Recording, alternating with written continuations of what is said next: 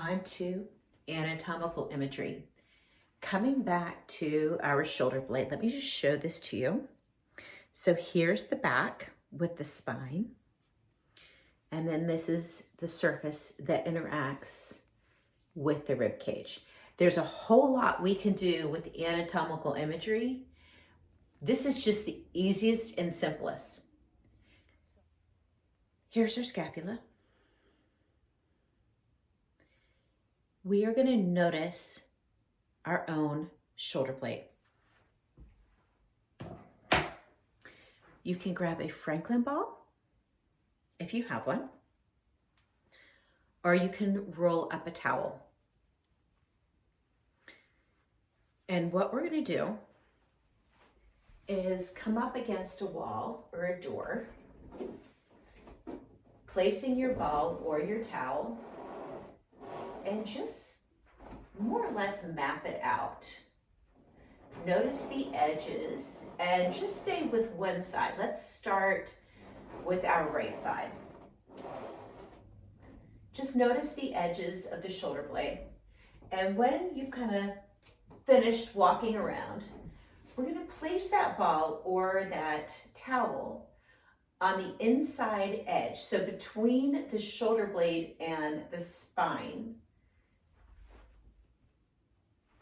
And with that there, giving you enough tension to give you some feedback, raise the arm and set it down. You might feel this better if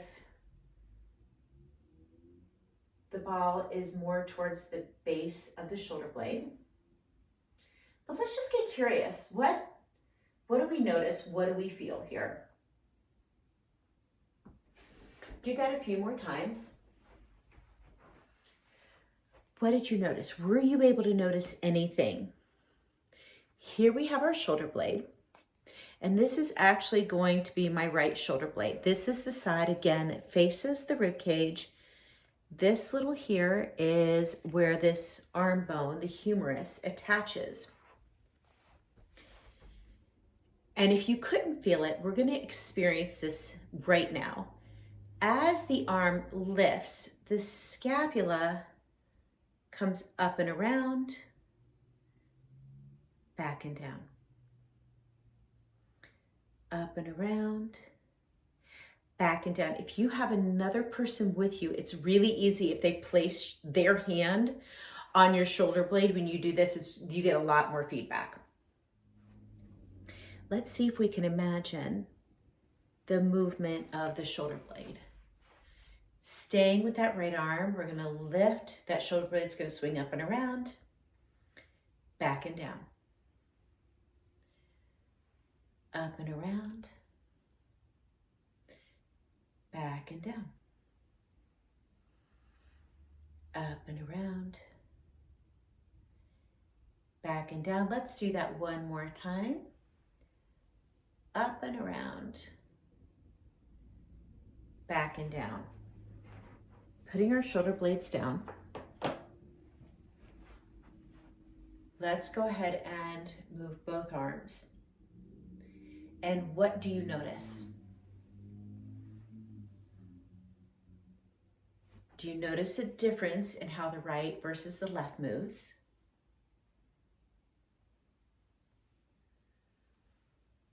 Take some time to think about that. I will say this one feels much more slidey glidey, much more smooth through the range of motion. I would even say there's probably more flexibility on this right versus the left. Let's go ahead and do the left now. So grab your ball or grab your towel, find a ball, and let's just start with mapping the surface of your shoulder blade.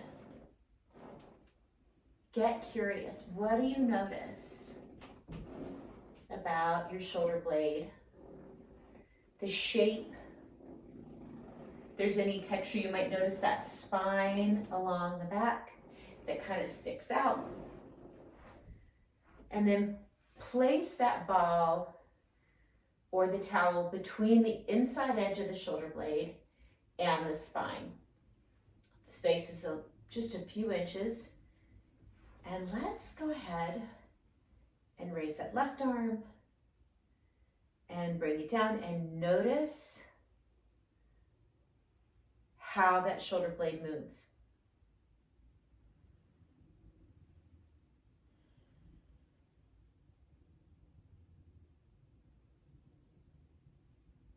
A few more. And again, if you have somebody in the room with you or doing this with you, it is very, very much easier to notice the movement if somebody's got their hand all the way on. Coming back, here is our left shoulder blade. Looks a little bit like the continent of Africa. Again, this smooth side is the side up against and interacting with the rib cage. And we referred to the spine a little bit. So this one, you can actually kind of feel that spine along the outside. And again, here's the interaction with that arm bone. As you lift that arm up, can you notice the swinging around?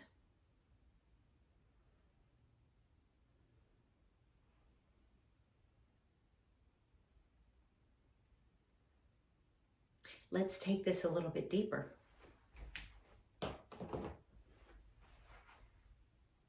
You could take this, actually, let's go back to both arms now. And you could imagine the arms are going up and thereby pulling the shoulder blades into that up and around. You also have the choice. Could you imagine those shoulder blades swinging up around are pushing the arms up?